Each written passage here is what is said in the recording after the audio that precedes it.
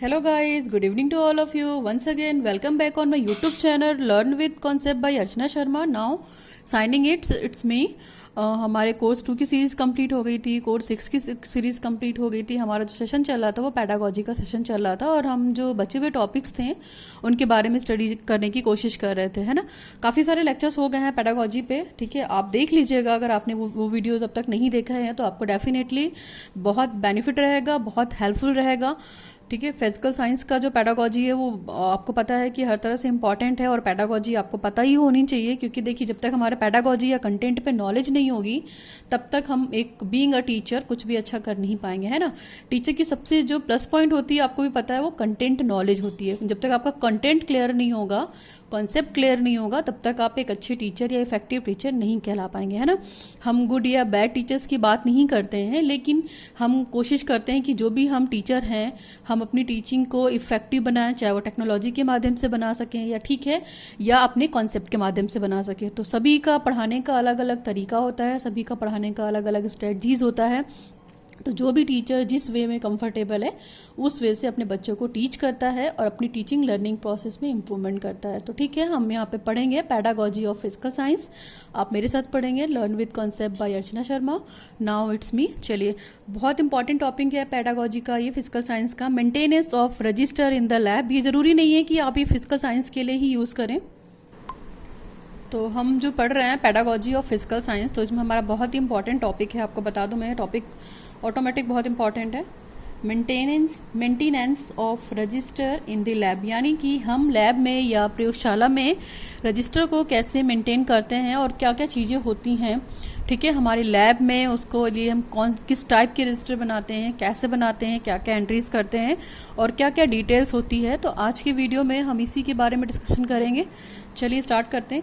आपको अच्छे से पता है कि कॉलेज या स्कूल, ठीक है, या ऑफिस की भी बात करते हैं तो सबसे बड़ी चीज़ होती है रिकॉर्ड, या मतलब रिकॉर्ड इन द सेंस कि यहाँ पे अभिलेख की बात कर सकते हैं. और अभिलेख या रिकॉर्ड्स कहाँ मिलेंगे, आपको रजिस्टर में ही मिलेंगे. तो मतलब कॉलेज में ही ये सारे काम होते हैं, ऑफिस में भी ये सारे काम होते हैं, जहाँ पे अलग अलग कैटेगरी के लोग होते हैं, अलग अलग लोग एडमिनिस्ट्रेशन से बिलोंग करते हैं और सबका अलग अलग काम होता है. तो अगर कॉलेज में रजिस्टर नहीं होगा तो आपको अच्छे से पता है कि कॉलेज की जो चीज़ें होगी वो बिल्कुल डिस्ट्रीब्यूट हो जाएंगी, डिस्टर्ब हो जाएंगी, बिखरी हुई हो जाएंगी. हमें कौन सी चीज़ कहाँ से देखनी है, डेट क्या है, किस टाइम में किसने एंट्री ली है, किसका एडमिशन हुआ है, कौन सा टीचर अपॉइंट हुआ है, ठीक है. तो ठीक उसी तरीके हम यहाँ पे लैब में बात करेंगे. जैसे हम कॉलेज में बहुत सारे रजिस्टर्स बनाते हैं ना, अटेंडेंस रजिस्टर बनाते हैं, बच्चों की डेली डायरी बनाते हैं, फिर टीचर का अटेंडेंस रजिस्टर होता है, टीचर का अपना एक रिकॉर्ड रजिस्टर होता है, प्लस जो भी लैब्स होती हैं, लाइब्रेरी का एक रजिस्टर बनता है, ठीक है. इसके बाद जो लैब्स होती हैं, प्रयोगशाला होती है, तो उन सबका भी एक एक रजिस्टर बनता है कहीं ना कहीं. और वो रजिस्टर की मदद से हम बहुत बेनिफिट होता है कि कोई भी बुक हम कहीं से भी उठा लेते हैं, कोई भी अपरेटस जब भी हमें रिक्वायर्ड हो, जब भी हमें नीड हो, हम उठा लेते. तो हम इसी के बारे में पूरा फुल डिटेल डिस्कस करेंगे. तो आपको पता है कि हम कोई भी काम या कुछ भी प्लान करते हैं सबसे पहले तो क्या करते हैं, उसका इंडेक्स बनाते हैं, है ना. ठीक, तो देखिए यहाँ पे मेरे माउस में यही हुआ इंडेक्स इन द मतलब कि यहाँ पे संदर्भ सूची, ठीक. और पर्टिकुलर जो रिकॉर्ड का काम होता है वो जो कॉलेज के स्टाफ मेंबर होते हैं वो करता है, नहीं तो कोई टीचर करता है. किसी टीचर को ड्यूटी दे दी जाती है और वो टीचर के द्वारा वो रिकॉर्ड्स का काम मेंटेन किया जाता है. तो हर क्लास का टीचर अपना अपना रजिस्टर, अपना अपना रिकॉर्ड मेंटेन करता है, ठीक है. इंडेक्स, देखिए इंडेक्स में क्या क्या है. सबसे पहले register in the laboratory. Register in the laboratory का मतलब कि आपकी लैब में जो रजिस्टर है उसको मेंटेन करना है सबसे पहले, ठीक. इसके बाद accidents and first aid. Accidents in the sense कि अगर किसी कारणवश कोई दुर्घटना हो गई है तो उस दुर्घटना की आप एंट्री कीजिए और फटाफट उस के लिए फर्स्ट एड की व्यवस्था कीजिए. तो इस तरह का भी रजिस्टर होना चाहिए. इसके बाद आपका प्रिकॉशन इन द सेंस की सावधानियां. तो लैब, आपको पता है कि लैब में हमेशा दुर्घटना होती रहती है अगर हम प्रॉपर वे से किसी प्रिकॉशन के थ्रू काम नहीं करेंगे, या अपने जो टीचर हैं हमारे जो गाइडलाइन जो हमें गाइडिंग दे रहे हैं कि लैब में हमें कैसे वर्क करना है, उसको फॉलो नहीं करेंगे, रूल्स रेगुलेशन को फॉलो नहीं करेंगे, तो इंसिडेंट्स और एक्सीडेंट्स होंगे. तो यहाँ पे इंडेक्स होता है रजिस्टर में और हम इन इंडेक्स के बारे में डिटेल बात करेंगे फटाफट. चलिए, we come to the next page. देखिए, register in the laboratory, laboratory में रजिस्टर का मतलब सबसे पहला पॉइंट देखिए यहाँ पे लिखा हुआ है मैंने, maintenance of A proper record of the apparatus material etcetera in the laboratory is one of the important duties of the science master और साइंस। जो भी लैब है आपकी, साइंस लैब में फिजिकल साइंस लैब हो सकती है, आपकी केमिकल साइंस लैब हो सकती है, इसके बाद बायोलॉजिकल लैब होती है, तो जो भी ये टीचर पढ़ा रहा है या जो भी लैब का हेड मास्टर है या जो भी टीचर है, तो उसे एक प्रॉपर रजिस्टर मेंटेन करना पड़ता है कि वहाँ पे किस तरीके का ऑपरेटस है, किस तरीके का इक्विपमेंट है, किस तरह के मटेरियल्स हैं, उसकी प्रॉपर सीरियल वाइज 1 2 3 करके पूरा इंडेक्स बना के एंट्री करनी होती है। ठीक है, पहला point. Now for this after recipient of article they should be thoroughly checked and then they be entered in the stock register. और बहुत सारे स्टॉक रजिस्टर्स भी बनते हैं, तो जब हम मटेरियल परचेज करते हैं किसी भी शॉप से या ऑपरेटर्स परचेज करते हैं, तो उसका एक रिसिपिएंट मिलता है, उस रिसिपिएंट को देखकर उसके थ्रू हम उसको चेक करते हैं, उसके बाद उस स्टॉक रजिस्टर में उस मटेरियल या ऑपरेटर्स की एंट्री करते हैं। हम यहाँ पे बात कर रहे हैं, we are talking about in the laboratory. ठीक है, हम लेबोरेटरी के रिगार्डिंग में बात कर रहे हैं। ऐसे ही स्कूल का भी होता है, जैसे मैंने अभी एग्जाम्पल दिए थे आपको। ठीक, नेक्स्ट है हमारा separate stock register to be maintain for consumable and non consumable items, permanent articles, glass article etcetera. देखिए, हर तरह का अलग अलग स्टॉक रजिस्टर बनता है, उसको मेंटेन करना होता है। कंज्यूमेबल मतलब कौन सा हमने ऑपरेटर्स कितना यूज किया है, कौन सा एसिड या लिक्विड केमिकल जो भी है हमने कितना कंज्यूम कर लिया है और कौन सा बिल्कुल कंज्यूम नहीं हुआ है, तो इन सब की भी परमानेंट एंट्री उसको स्टॉक रजिस्टर में करनी होती है। और कितने आर्टिकल्स हैं, कितने इंस्ट्रूमेंट हैं, कितने ऑपरेटर्स हैं आपकी लैब में, उसको भी मेंटेन करना पड़ता है। ठीक है, तो ये तो था कि कैसे होता है, 2-3 पॉइंट रजिस्टर के रिगार्डिंग था। चलिए नेक्स्ट हेडिंग पे आते हैं। नेक्स्ट, अब यहाँ पे आप ये देखेंगे कि कितने तरीके के रजिस्टर है ना। The records to be maintained in the laboratory are, कौन कौन से रिकॉर्ड आपको मेंटेन करना पड़ता है। सबसे पहले देखिए दे रखा है consumable stock register. Consumable stock register वही है कि हमने किसी आइटम को, किसी केमिकल को या किसी सामान को कितना यूज किया हुआ है, उसके लिए एक रजिस्टर बनाना पड़ता है। किसको, जो लैब असिस्टेंट होता है या जो लैब टीचर होता है या जो आपके सब्जेक्ट का टीचर होता है। ठीक है, ये उसकी ड्यूटी है। नेक्स्ट है हमारा permanent stock register. Permanent stock register in the sense कि जो भी चीज आपके लाइब्रेरी में आई है, ठीक है, तो उसको परमानेंट वे में हम किस तरीके से रख रहे हैं, उसके लिए एक रजिस्टर बनता है। फिर एक है ऑर्डर रजिस्टर। ऑर्डर रजिस्टर का मतलब है कि जो भी ऑर्डर आया है आपके सामान को लेने के लिए, तो ठीक है, जैसे आपके मान लीजिए कॉलेज का जो हेड है, प्रिंसिपल, उसने ऑर्डर दिया, या जो आपके लैब का हेड है उसने ऑर्डर दिया सामान के लिए, तो आपको उसको भी मेंटेन करना पड़ेगी कि हाँ, हमारे सीनियर टीचर ने या हमारे हेड मास्टर ने इन सामान का या इन ऑपरेटर्स का क्या दिया है, ऑर्डर दिया है, तो उस ऑर्डर को भी रिटन फॉर्म में रखते हैं हम एक रजिस्टर में। ठीक है, तीसरा रजिस्टर तो ये हुआ। नेक्स्ट हमारा breakable stock register. Breakable stock register से मतलब है कि जो भी ऑपरेटर्स हम यूज कर रहे हैं अपने लेबोरेटरी में, कौन कौन से ऑपरेटर्स टूट गए हैं, तो उसका भी पर्टिकुलर आपको एक रिकॉर्ड रखना पड़ता है। ऐसा नहीं है टूट गया तो ऑपरेटर्स खत्म हो गया। लाइक टेस्ट ट्यूब यूज करते हैं हम केमिस्ट्री में अपने, ठीक है। फिजिक्स में बहुत सारे इंस्ट्रूमेंट ऐसे होते हैं, बहुत ही मतलब वो होते हैं, सेंसिबल होते हैं कि छूने से भी टूट जाते हैं। बहुत ही हमें प्रिकॉशन लेके अपने प्रैक्टिकल को करना पड़ता है और अपने लाइब्रेरी के काम को करना पड़ता है, तो आपको वो चीज़ भी मेंटेन करनी है। ऐसा नहीं है कि ब्रेकेबल है तो आपको उसका कोई रजिस्टर बनाना नहीं है, इसका भी आपको एक रजिस्टर बनाना पड़ेगा। नेक्स्ट हमारा रिक्वायरमेंट रजिस्टर। ठीक है, मान लीजिए बहुत सारे आइटम्स टूट गए हैं, बहुत सारी चीज़ें खत्म हो गई हैं, तो कुछ चीज़ें रिक्वायर्ड होती हैं, तो एक रिक्वायरमेंट रजिस्टर भी बनता है और वो टीचर बनाता है कि किस किस ऑपरेटर्स की, किस किस प्रैक्टिकल के लिए कितनी रिक्वायरमेंट है मटेरियल की। ठीक, तो ये कुछ टाइप के रजिस्टर थे। अब इनका एक फटाफट फॉर्मेट देख लेते हैं। ठीक है, चलिए, सबसे पहला था हमारा permanent stock register. Permanent stock register में कि देखिए क्या क्या चीज़ें आती हैं, बस मोटा मोटा इनको याद रखिएगा। It includes all articles which are non-breakable और non-consumable। ठीक है, परमानेंट वाले आर्टिकल्स मतलब जो स्टॉक रजिस्टर बनेगा उसमें वो चीजें आएंगी जो मतलब क्या है, जो तो ना यूज हुई हैं और ना ब्रेकेबल है, मतलब टूटी हुई नहीं है। जैसे टेस्ट ट्यूब रैक है, टेस्ट ट्यूब रैक तो वुडन की होती है, आपको पता है, वो नहीं टूट सकती, तो ये चीज परमानेंट है। फिर इसके बाद वुडन स्टैंड, टेस्ट ट्यूब को रखने के लिए वुडन स्टैंड आता है, तो वो भी नहीं टूटता है। तो ये सारी चीजें क्या है, परमानेंट है, इसका नुकसान नहीं होता है।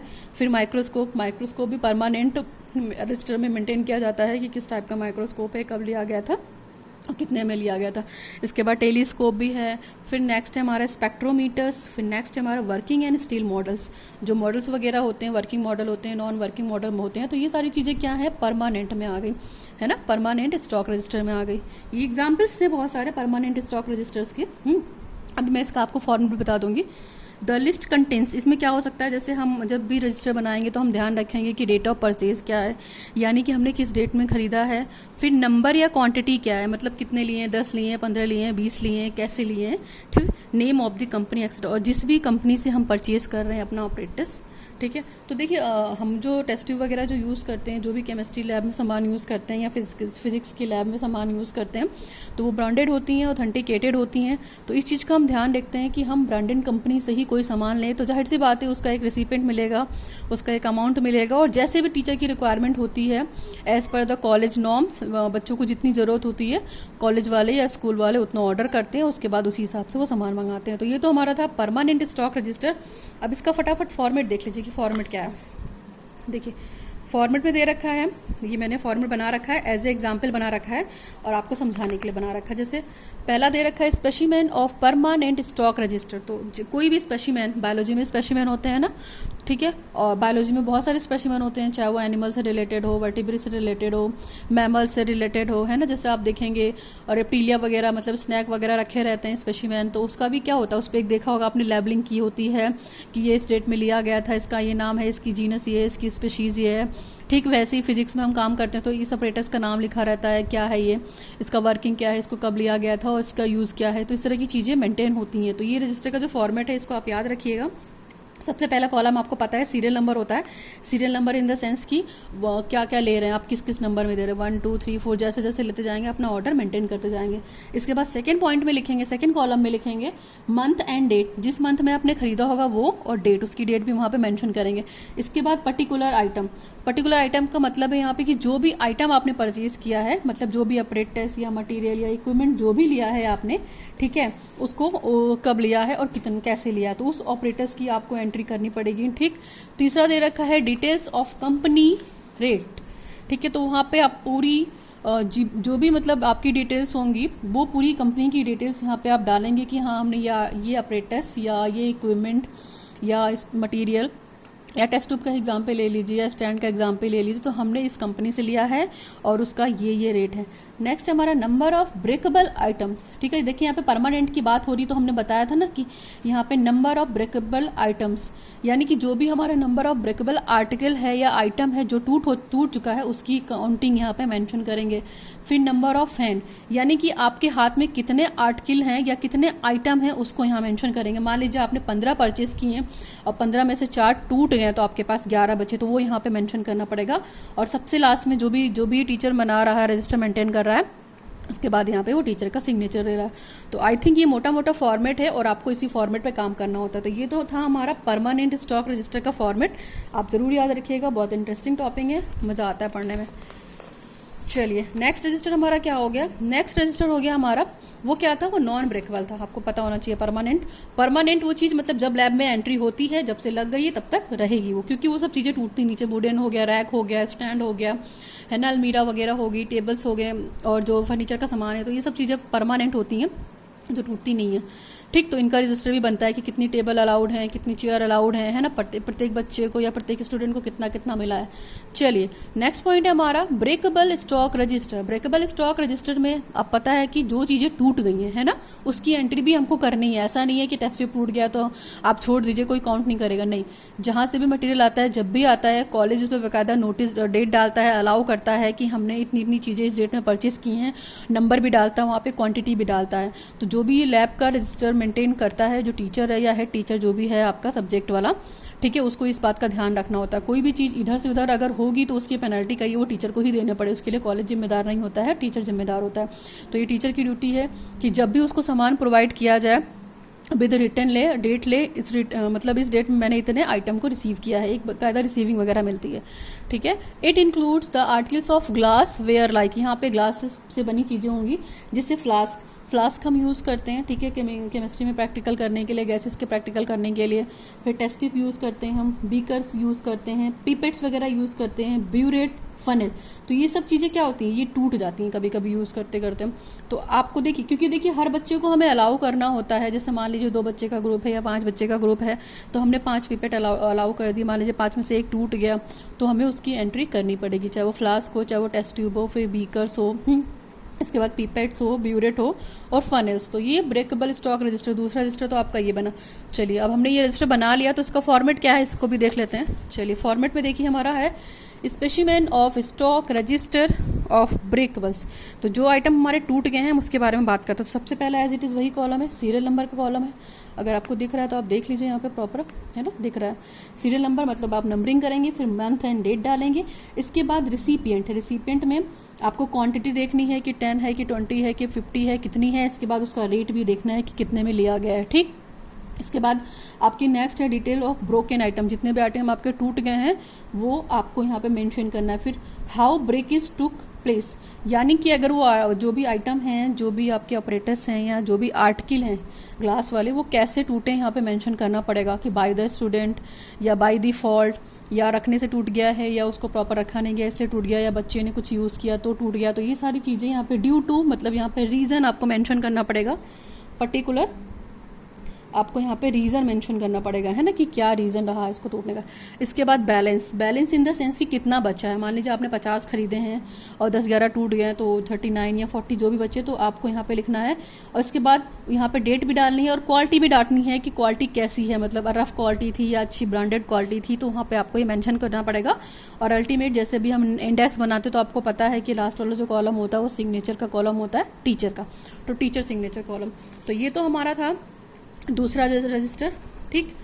Now we come to the third register है हमारा कंज्यूमेबल स्टॉक रजिस्टर, ठीक है। कंज्यूमेबल स्टॉक रजिस्टर में क्या है कि जो मटेरियल या जो भी केमिकल हम प्रैक्टिकल में यूज कर रहे हैं वो क्या है उसके बारे में हमको पता। हमको जो भी केमिकल हम परचेज करके लाते हैं वो बहुत सस्ता तो मिलता नहीं है ना, और बहुत इजी मिलता भी नहीं है, तो उसकी भी बाकायदा एंट्री होती है। It includes the chemicals, chemicals में आप कुछ भी ले लीजिए, कंसनट्रेटेड ले लीजिए, डायलूट ले लीजिए, सब कुछ ले लीजिए, H2SO4, HNO3, सल्फ्यूरिक एसिड हो गया, नाइट्रिक एसिड हो गया, किसी भी तरीके का कोई भी एसिड जो हम खरीदते हैं उसकी भी एंट्री करते हैं, ठीक है। केमिकल की एंट्री करेंगे, फिर इसके बाद जो भी हमने एसिड लिए हैं उसकी एंट्री करेंगे, फिर अल्कोहल जो लिया गया है उसकी एंट्री करेंगे, फिर हम डिस्टिल वाटर की एंट्री करेंगे, फिर पोटेशियम परमैग्नेट जिसको हम बोलते हैं KMNO4, ठीक है, KMNO4 की जो भी परचेज किया है एक्सेट्रा। मतलब ये एग्जाम्पल बता रही हूँ मैं आपको कि ये कंज्यूमर चीज़ें होती हैं और ये सारी चीज़ें क्या होती हैं, इसको हम लाइब्रेरी में अपने यूज़ करते हैं, ठीक है।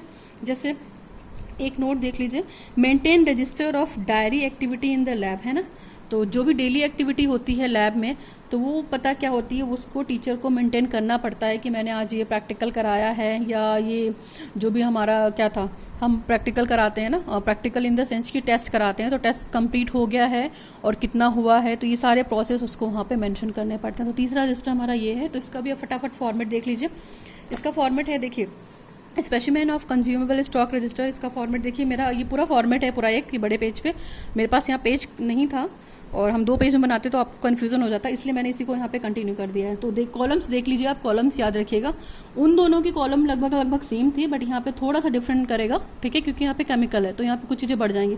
तो केमिकल में वही सीरियल नंबर है कि कितना लिया आपने, 1 2 3 4, month and date as it is रहेगा। फिर particular of the company bill number, जिस कंपनी से आप केमिकल ले रहे हैं पर्टिकुलर उसका एक बिल नंबर का यहाँ पे बिल नंबर दिया होता है, तो ये नंबर आपको मेंशन करना पड़ेगा। आपको एक रिसिपिएंट दी जाती है, ठीक। रिसिपिएंट में आपको उसकी क्वांटिटी लिखनी होती है कि कितना लिया आपने, फिर उसका रेट लिखना होता है और उसका अमाउंट लिखना होता है कि मतलब कितने नंबर में ली और कितने रुपए में ली और कितनी ली, ठीक। इसके बाद है कंज्यूम्ड रिटेन ऑफ, यानी कि आपने कितने आइटम्स को कंज्यूम कर लिया है उसको लिखना है आपको यहाँ पे, ठीक। और इसके बाद कितना बचा है, ये कॉलम उसी के बाद लाइन खींच के आप इसी को कंटिन्यू करेंगे। कंज्यूम्ड रिटर्न ऑफ के बाद ही नेक्स्ट वाला कॉलम बनेगा बैलेंस, ठीक है। तो बैलेंस में आपको क्वांटिटी भी देखनी है और डेट भी देखनी है, इस चीज का ध्यान रखिएगा। इसके नेक्स्ट वाला ही कॉलम है ये।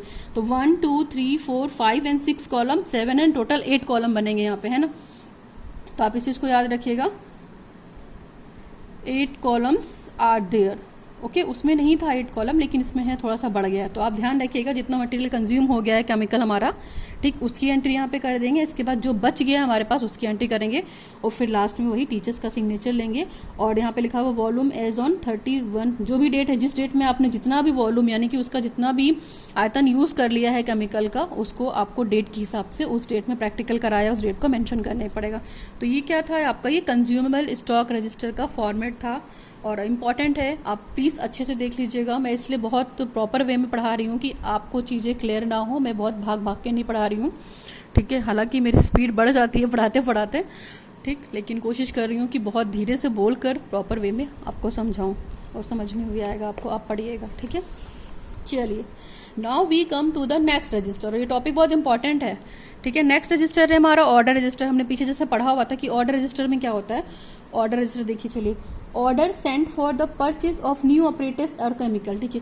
ऑर्डर जब भी आता है ऊपर से, चाहे हमारे हेड प्रिंसिपल से आया या लाइब्रेरी का जो भी हेड है वहां से ऑर्डर आएगा ऑपरेटर्स को खरीदने के लिए, कुछ नए ऑपरेटर्स को खरीदने के लिए जो ब्रेक हो चुके हैं या जो यूज में नहीं है, खराब हो गए हैं, उनको हटाकर नया आर्टिकल खरीदना पड़ता है, नया ऑपरेटर्स खरीदना पड़ता है और नया नया केमिकल खरीदना पड़ता है। तो उसका फॉर्मेट क्या है, देखिए उसका भी फॉर्मेट यही है, सीरियल नंबर सबसे पहले, इसके बाद मंथ एंड डेट डालेंगे आप, पर्टिकुलर जो भी आइटम लेंगे उसको डालेंगे। इसके बाद रिसिपेंट का कॉलम बनेगा, रिसिपेंट में वही क्वांटिटी, रेट और अमाउंट, कितनी क्वांटिटी में लिया है, कितने रुपए का लिया है और कितना लिया है, 10, 15, 20 जो भी XYZ। फिर डिटेल्स ऑफ कंज्यूम्ड आइटम, आपने जो केमिकल खरीदा है या जो ऑपरेटर्स यूज कर लिया है तो उसका अमाउंट कितना है, ठीक, और कितना बचा हुआ है। देखिए जो आपने इससे पहले वाला पढ़ा हुआ है आपने, है ना, कंज्यूमेबल वाला, ठीक, तो उस बिल्कुल एज इट इज वैसा ही कॉलम है। 8 कॉलम अगर इसमें थे तो 8 कॉलम उसमें भी है, तो आप इस एक को याद कर लेंगे तो आपको दूसरे में प्रॉब्लम नहीं होगी, है ना। ऑर्डर रजिस्टर में भी इतने ही कॉलम है, ठीक।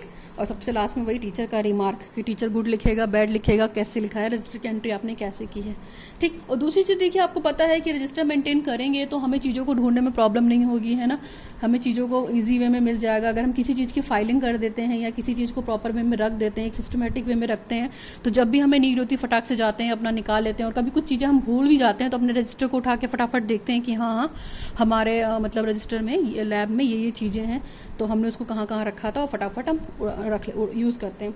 चलिए, नेक्स्ट 4 रजिस्टर हो गया हमारे। नेक्स्ट रजिस्टर है हमारा रिक्वायरमेंट रजिस्टर, यानी कि आपकी लाइब्रेरी में आपको किन किन चीज़ों की रिक्वायरमेंट है। तो सबसे पहले फटाफट पढ़ते हैं, देखिए, the most appropriate method of collecting suggestion for new resources for the science staff is to note the ideas in a required register. देखिए पर्टिकुलर एक सजेशन सबका लिया जाता है कि किन किन न्यू रिसोर्सेज की जरूरत है साइंस की लैब में, या पर्टिकुलर जो भी साइंस टीचिंग स्टाफ है उनको किस तरीके के मतलब आइडियाज को लेना चाहिए, और पर्टिकुलर क्या क्या नए नए रिसोर्सेज जो आ गए हैं लैब में, रिसर्च में, तो उनको भी कैसे मंगाया जाए। तो उसके लिए भी एक रजिस्टर बनता है कि हाँ कौन सी चीज़ नहीं है हमारे लैब में और कौन सी चीज़ होनी चाहिए, यानी कि किस चीज़ की रिक्वायरमेंट है या किस चीज़ की नीड है। रिक्वायरमेंट से मतलब यहाँ पे आप नीड भी समझ सकते हैं कि आपकी लैब को किन किन चीज़ों की नीड है, ठीक। तो this item includes required for the priority should be given to those of the immediate, और जिसकी इमीडिएट नीड होती है फटाफट उसके लिए मंगाया जाता है। तो स्पेसिमेन ऑफ रिक्वायर्ड रजिस्टर, इसका फॉर्मेट देख लीजिए, इसमें भी वही है, सीरियल नंबर है सबसे पहले, ठीक। सीरियल नंबर के बाद आपका है नेम्स ऑफ आइटम, आपने कौन कौन से आइटम खरीदे हैं, फिर उसकी क्वालिटी कैसी है, उसका साइज कितना है, मीडियम है, शॉर्ट है, स्मॉल है, क्या है, इसके बाद कितने नंबर में खरीदी है, फिर टीचर का सिग्नेचर है, फिर टीचर का रिमार्क है, तो ये भी है।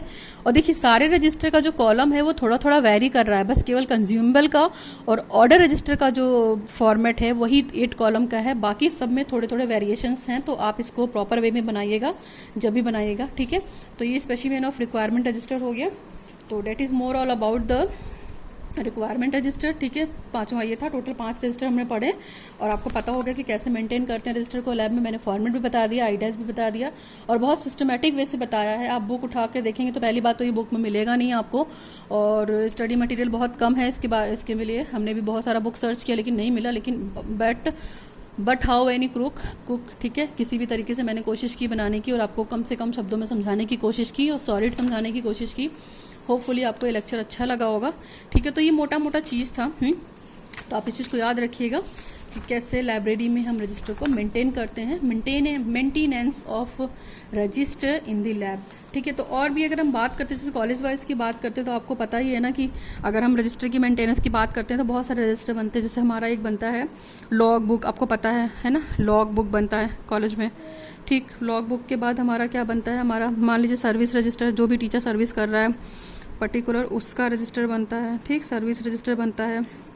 फिर हमने बच्चे का एडमिशन लिया, ठीक है, एक बनता है हमारा एडमिशन रजिस्टर, ये सब चीज़ें भी थोड़ी सी जान लीजिए, हालांकि ये आउट ऑफ सिलेबस है आपके, लेकिन फिर भी पता होना चाहिए।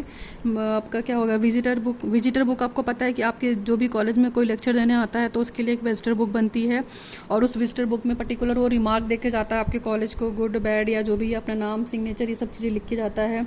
ठीक है, इसके बाद रजिस्टर ऑफ जो बिल्डिंग्स होता है उसके लिए बनता है रजिस्टर्स ऑफ मेमो बुक, एक मेमो बुक होता है, उसका रजिस्टर बनता है। फिर पर्टिकुलर मान लीजिए किसी टीचर ने छुट्टी ली है तो लीव रजिस्टर भी बन गया आपका।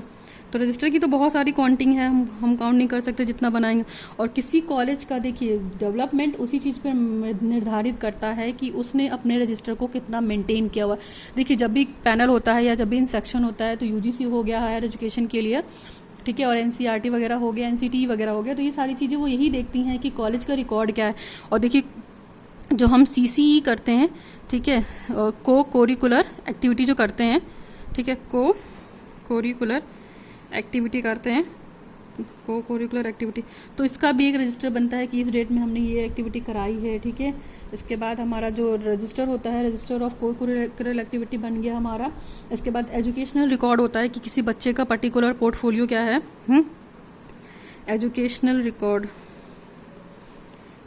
रिकॉर्ड बन गया। ये भी एक क्या है, रजिस्टर है। तो उस एजुकेशनल रिकॉर्ड में क्या होता है, बच्चे का नाम होता है, बच्चे की एजुकेशन होती है, बच्चे की क्वालिफिकेशन होती है, माता पिता का नाम होता है, और भी बहुत सारे रजिस्टर है। देखिए ट्यूशन रजिस्टर हो गया है ना, जो हम ट्यूशन फीस लेते हैं तो उनका भी पता होता है ना, ट्यूशन फीस का रजिस्टर बनता है, ट्यूशन फीस का रजिस्टर बन गया हमारा। फिर ट्रांसफ़र सर्टिफिकेट का रजिस्टर, आपको पता है ना, जब भी हम अपना टीसी लेने जाते हैं या कुछ भी लेने जाते हैं तो पर्टिकुलर ट्रांसफ़र रजिस्टर बनता है। ट्रांसफ़र सर्टिफिकेट के लिए रजिस्टर बन गया हमारा। फिर जितने हमें मार्क्स मिलते हैं उसका रजिस्टर बन गया। तो मतलब रजिस्टर की कोई गिनती नहीं है अब, ठीक है। ट्यूशन रजिस्टर हो गया। फिर टीचर्स की डायरी बनती है कि कौन सा टीचर किस डेट में अपॉइंट किया, उसने कितनी छुट्टी ली, या उसका एकेडमिक रिकॉर्ड क्या रहा। तो ये भी क्या है, कहीं ना कहीं रिकॉर्ड है। फिर कैश बुक हो गया, यानी कि हमने कैश बुक का भी बनाया। फिर हमने ये बताया कि कौन सा टीचर कितना रजिस्टर ले रहा है। फिर इसके बाद स्कॉलरशिप वगैरह जो होती है तो पर्टिकुलर हम नेम के साथ करते हैं ना, स्कॉलरशिप रजिस्टर। राइटिंग समझ में आ रही है? स्कॉलरशिप रजिस्टर हो गया। मतलब बहुत सारे रजिस्टर्स हैं जिनको आप मतलब एज ए मोटा मोटा आप याद रख सकते हैं। कैटलॉग वगैरह बनता है, आपको पता ही है ना। जैसे स्टॉक रजिस्टर मैंने आपको सारे पढ़ा दिए हैं, सारे इंपॉर्टेंट पढ़ा दिए हैं। 5 तरीके के रजिस्टर हैं, वो आपकी लैब में बना, ठीक। इसके बाद बुक इशू रजिस्टर बन गया। जैसे लाइब्रेरी की बात की थी, तो मतलब आप भी समझ सकते हैं कि यहाँ पे अगर मैं कितना भी लिखूंगी रजिस्टर तो कम ही है। आप निकालने बैठेंगे तो कॉलेज का जो रिकॉर्ड है वो पूरा रजिस्टर से भरा हुआ है, और वो कॉलेज को मेंटेन करना पड़ता है। पर्टिकुलर अलग अलग डिपार्टमेंट का अपना अपना अलग अलग क्या होता है, रजिस्टर होता है। और उस कॉलेज का देखिए रजिस्टर या मेंटेनेंस जितनी भी चीज़ें होंगी वो उसी बात पे डिपेंड कर देंगे कि कॉलेज कितना प्रॉपर वे में रेगुलर है इन सब चीज़ों को करने के लिए, है ना। उसकी कंटिन्यूटी ऑर्डर क्या है, और वो चीज़ों को कैसे स्टेबलाइज कर रहा। मान लीजिए कभी भी इंस्पेक्शन हो रहा है तो कम से कम उसका रजिस्टर मेंटेन है, तो उसे हर जगह घूमने की ज़रूरत नहीं है। वो अपना रजिस्टर दिखा सकता है कि हमारे यहाँ इतना टीचिंग स्टाफ है, इतने बच्चे पर डे आते हैं, ये इक्विपमेंट है, ये लैब में चीज़ें हैं, हमने ये प्रैक्टिकल करा रखा है, इस डेट में करा रखा है, तो इतने बच्चों का एडमिशन लिया है। एक स्कूल कैलेंडर भी बनता है ना। आपको पता है कि पूरे 1 साल का एक स्कूल कैलेंडर बनता है। तो अगर मान लीजिए उसके पास इतना टाइम नहीं है इंस्पेक्शन वाले के पास, तो वो फटाफट पता क्या करेगा, स्कूल कैलेंडर को तो भी देख कर, ये पूरे ईयर का बनता है ना, पूरे 1 ईयर का बनता है। तो जो भी इसमें डेट होता है, हॉलीडे होता है, नंबर ऑफ क्लासेस होती हैं, ठीक है, ये सारी चीज़ें वहाँ पे मेंशन होती हैं। और उसी के हिसाब से वो क्या करता है, देख के पता लगा लेता है कि हाँ इस कॉलेज की चीज़ें कितनी अच्छी होती हैं। और ये सब टाइम टू टाइम क्या करता है, प्रिंसिपल इसको हमेशा ऑब्जर्व करता है। तो ये काम प्रिंसिपल का है कि किसी टीचर ने कितना चीज़ मेंटेन कर रखा है अपने रजिस्टर को या नहीं। तो ये बहुत बड़ी ड्यूटी है, यानी कि कॉलेज का डेवलपमेंट इस पर डिपेंड करेगा कि हमें रजिस्टर को कैसे मेंटेन करना है, लैब में या स्कूल में या कॉलेज में। ये तो हमने जो बात की मोटा मोटा कहीं ना कहीं हमारे स्कूल में भी है और लैब में भी है ना। स्कूल में भी है, school as well as lab, ठीक है।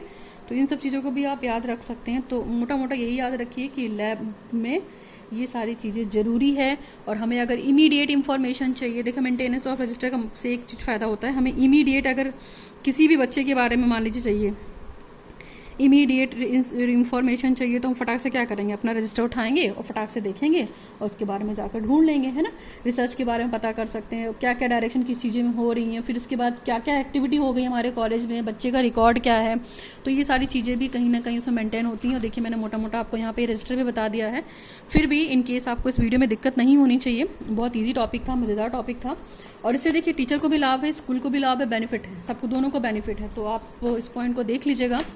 और मैंने जो लैब के हिसाब से था तो मैंने लैब वाला भी पढ़ा दिया है, मेंटेनेंस है, ठीक। पहला कैसे क्या होता है, क्या क्या, ये 5 तरीके के जो रजिस्टर थे, स्टॉक रजिस्टर ये मैंने बता दिए आपके लैब में है, कंज्यूमर वाला, परमानेंट, ऑर्डर, ब्रेकेबल और रिक्वायर्ड, ठीक है। सबका अलग अलग फॉर्मेट भी बता दिया मैंने, ठीक, ये भी देख लीजिए आप, सबका फॉर्मेट बता दिया है।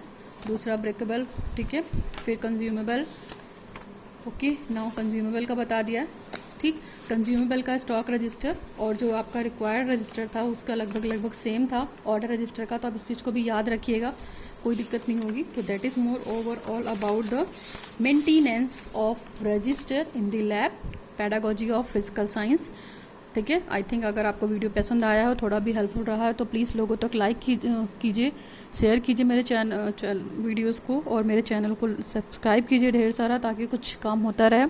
कोई भी प्रॉब्लम हो तो you can ask me in my comment section. देखिए कमेंट जरूर कीजिए, अगर आप वीडियो देख रहे हैं और देखकर ऐसे ही छोड़ दे रहे हैं, ठीक है, तो मुझे नहीं पता चलेगा कि मैं क्या काम कर रही हूँ, लेकिन एक आपके एक कमेंट से एक मोटिवेशन मिलेगा कि हाँ आपने देखा है और क्या समझा है और क्या समझने की कोशिश की है ना। ये जो यूट्यूब का फॉर्मेट है, मानते हैं बहुत सारी चीज़ें हैं, लेकिन आपके कमेंट के माध्यम से भी हमें कुछ जानने को मिलता है ना। एक कम्युनिकेशन बहुत ज़रूरी है। मैं पढ़ा रही हूँ यहाँ पे ऑनलाइन, लेकिन हमारा जो इंटरेक्शन है वो फेस टू फेस नहीं है ना, तो कमेंट के माध्यम से हम कुछ कम्युनिकेशन कर सकते हैं, वर्बल माध्यम में, है ना। तो please be comment on there if you watch the video, ठीक है। और if you like my video please share to everyone, subscribe my channel. Now thanks for signing in, आज के लिए बस करते हैं। Thanks for watching the video. Now signing off, learn with concept by Archana Sharma.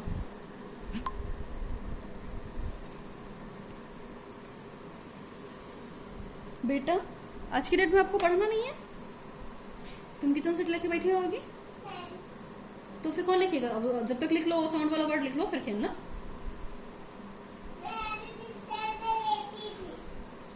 अभी तुम लिख लो, इंग्लिश की बुक यहाँ से लेके जाओ, जाओ।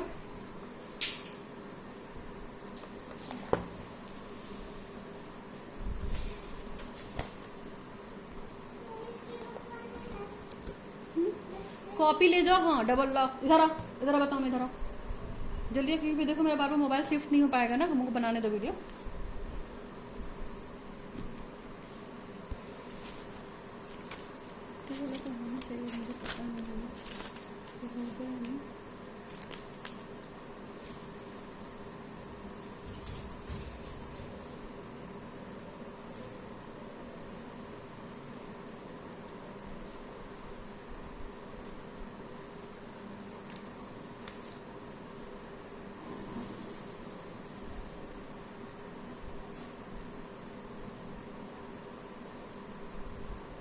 नहीं हटाओ उसको वहीं रखा दो, अपने ऐसे पहले कॉपी लेके जल्दी जल्दी उठो।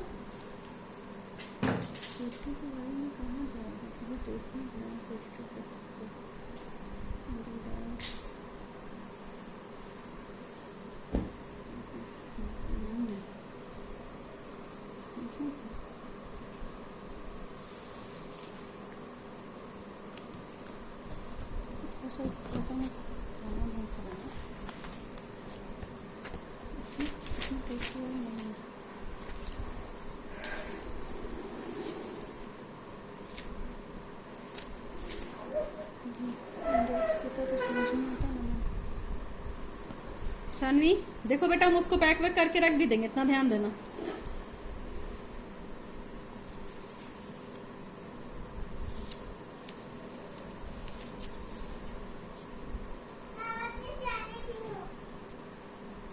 तो अपनी कॉपी ले जाओ, लिखो।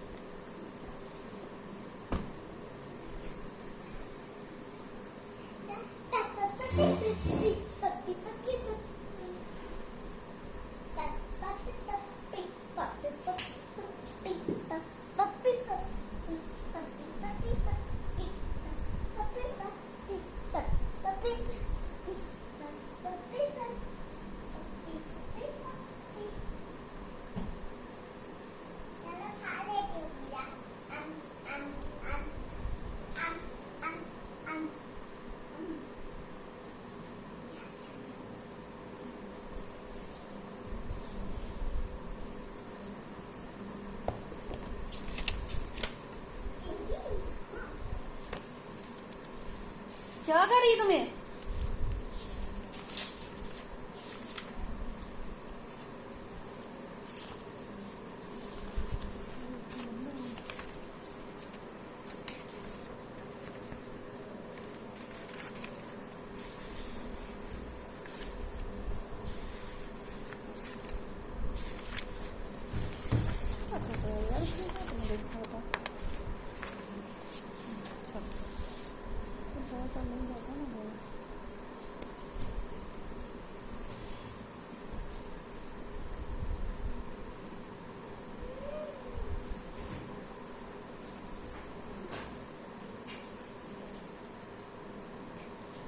Happy